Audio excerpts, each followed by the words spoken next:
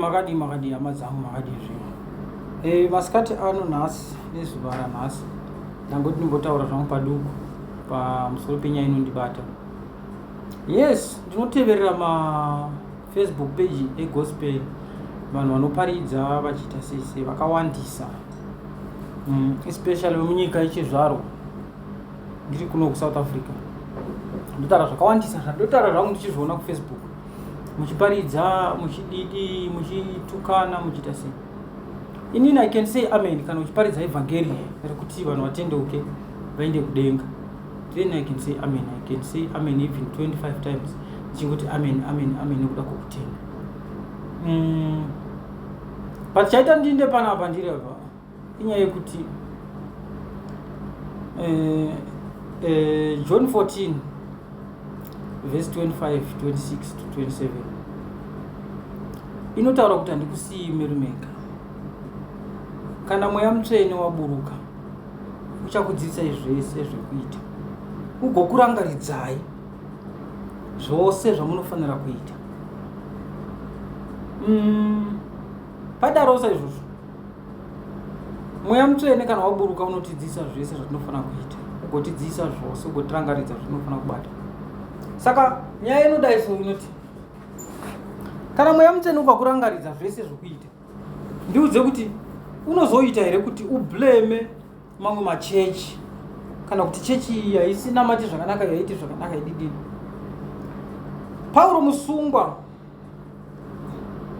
waMwari akanga ari musungwa, akati panguva yaakada kuenda kuDhamasiko kunoparadza vanhu vakanga vachinamata, kunovasunga, shoko raMwari rinoburuka musoro kudenga roti Pauro unotambudzei. Mwari haana kumurambidza rwendo rwaakanga achienda kunoparadza. Mwari vanofinisha that journey yako akanga achienda, wakanosvika achinja ave bofu. Pauro wakati achinosvika achinonamatirwa paya ndokubva avhurika maziso, mweya mutsvene ukatanga kufunctiona maari. What I'm trying to say ndezvekuti imimi, alright, handisati ndasvika papoint iyo, regai ndiinde kumberi. Right, Pauro abva ipapo akazoenda kumachechi ese muJerusarema, kunzvimbo dzese dzaakanga achiparadza, achituka vanhu, achiuraya vanhu, achirova vanhu, achisunga vanhu, achiisa kuvakuru vekereke vakanga vasingadi chinamato chaKristu chakanga chinamatwa panguva iyayi. Akazoenda achinopupura kuti ndini Pauro wamunoziva, Pauro ndakati ndichienda kuDhamasiko kunoita zvakati nezvakati. Shoko rikasvika, mutumwa waMwari akasvika kuti Pauro unotambudzei. Ndikaita bofu, ndichimuka ndikaenda kwakati, unosvika unamatirwe. Pandakanamatirwa ndakavhurika maziso, ndichivhurika maziso mweya mutsvene ukatanga kutonga mandiri uchindituma mashoko ose andiri kuparidza, achitaura mashoko awa. Pauro wakangotaura kumakereke akanga achinamata Mwari usiri iye, Mwari asingazikanwi.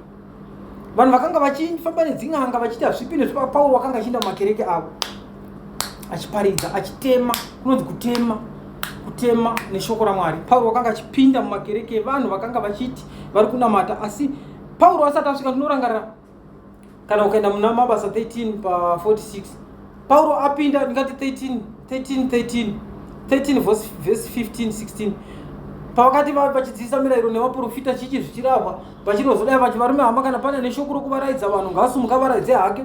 Pauro haana kusumuka akavavaraidza kuti vafare, mwoyo yavo wakasumuka, akatanga kutaura nhoroondo yavakanga vachifunga. Ivo vanhu vaya vakanga vachingoti kana vasangana mazuva ose, kana vakadzidzisana mirayiro yavo nezvokuprofita chi, vanotaura nhoroondo kuti akabuda sei munyika yeGipita, muIsraeri, kuna Farao, madzibaba edu akazobuda, tikaenda mumupata wechiundi, tikati dzanga dziri nhoroondo dzekuvaraidzana. Zvino Pauro anoti asumuka ari kumweya, akataura mashoko mamwe chete avagara vachidzidzisana, asi nhoroondo yakataura. Pauro wakataura nhoroondo yakaatracta pfungwa dzavo mumwoyo wavo, vakati uyu munhu anenge anoziva zvorudzi rwedu, mumudzi werudzi rwedu. Pane mamashoko anyatso kutsanangura nenguva duku duku zvatisati tambotaurirwa nevaprista vatinenge tawo mazuva ese. Saka iwewo Pauro nevhiki rinouya udzoke pano. Pauro haana kuramba, havana kumurambidza kudzoka, akadzokera nevhiki rinotevera. Asi achinodzokera nokuda kwokuti nhoroondo anga atoipedza nezuva iri. Zuva rakatevera nevhiki rakatevera Pauro haana kunangana nenhoroondo, akapinda muvhangeri nokuda kuti akanga achiziva kuti kana ndikabva navo apa foundation yavo ndichaibuilda next week panouya ndinoenda palevel iyi. Saka level yaakazouya nayo Paul ndo level yakaita kuti adzingwe evhangeri chizonzi manje, nokuti imimi vana vaIsraeri makanga muchifanirwa kuwana nhaka iyi isati yaenda kuvahedheni. Saka evhangeri yakuinda kupi? Kuvahedheni, nokuti imi mairamba mumba menyu kuti ikuponesei. Saka ndakuinda nayo kupi? Paulo naBhanabhasi vakabuda vakaita.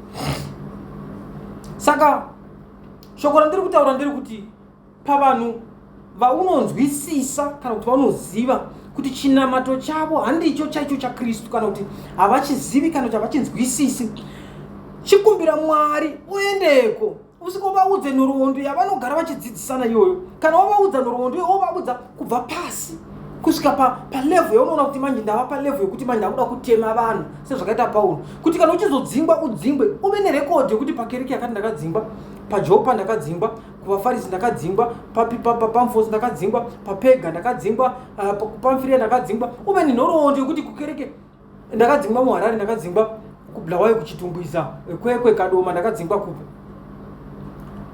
Saka imimi vafundisi vemazuva ano imimi ndakaona zvangu kamwe kaningirikiri kamwe kavidhio kakataura mumwe mufundisi achiti kwanzi vanhu mazuva ano vari kuda kuita vafundisi vese. Yes, vari kuda kuita vafundisi vese because malevel amuri kufamba nawo imimi vafundisi mune malevel mamwe asiri iwo malevel atinotaura nezveshoko raMwari chairo iro. You can say ini ndiri kutumwa nomweya mutsvene, but mweya mutsvene kana usvika mweya munyaradzi haublame umwe munhu, hauseki umwe munhu. Kristu chaiche mubhabhiri hapana paakambosvika achinyatso kuziva kuti vanhu havanoda kundiuraya, akaenda pamutambo wavo paJerusarema akasvika akamira kumberi. Asi vadzidza vakanga vasvika vakagara muvanhu vakadai vakateerera mashoko okudzidzisana akanga achitaura, asi iye akaenda nekumashure akanosvika akamira mberi akatanga kutaura, munotsvagirei kundiuraya? Muna Johani 7 munotsvagirei kundiuraya? Hamuna kupiwa murayiro naMozisi here? Saka nezuva rokupedzisira Mozisi uyu ndiye achatongwa pamberi penyu, ndiye achakutongai, ini munotsvagirei kundiuraya? Zvakare akataura mabasa pamusoro pevanhu vakanga achimuvenga. Ko imimi vafundisi, why should you go online muchiblame mamwe machechi muchiti Pastor Ningi haana kutumwa, Ningi haana kutumwa, Ningi haana kutumwa? Imimi makatumwa nani? How do we know kuti iye amuri kuti wakakutumai? Toziva sei kuti ndiye akakutumai? Nekuti mashoko amunotaura kublema makereke mamwe asi mashoko emunhu wakatumwa naMwari. Once wakatumwa naMwari panyika hautauri kublema imwe kereke. Kana uchiblema imwe kereke which means you are wrong. This is not the Holy Spirit. Mweya mutsvene kana uburuka unokudzidzisa zvaunofanira kunodzidzisa vanhu vakarasika. Evhangeri inoti Kristu okwira kudenga unoti endai naizvozvo mudzidzise marudzi ose, atenda akabhabhatidzwa achaponeswa. Imi muri kuenda here kunodzidzisa marudzi ose kuti atenda akabhabhatidzwa aponeswe? Kana kuti muri kuvadaidza kuti uyai kuno, taita musangano wakati uyai kuno tikudzidzisei, uyai kuno? That is not a good way yokudaidza vanhu. Kana uchiona kuti munhu akarasika ukandidaro ndokurova nedanda, panditi uya kuno ndikudzidzise, ndokudzinga nemwe nzira yekuti newe uchatadza kuibelieve. Haungabelieve.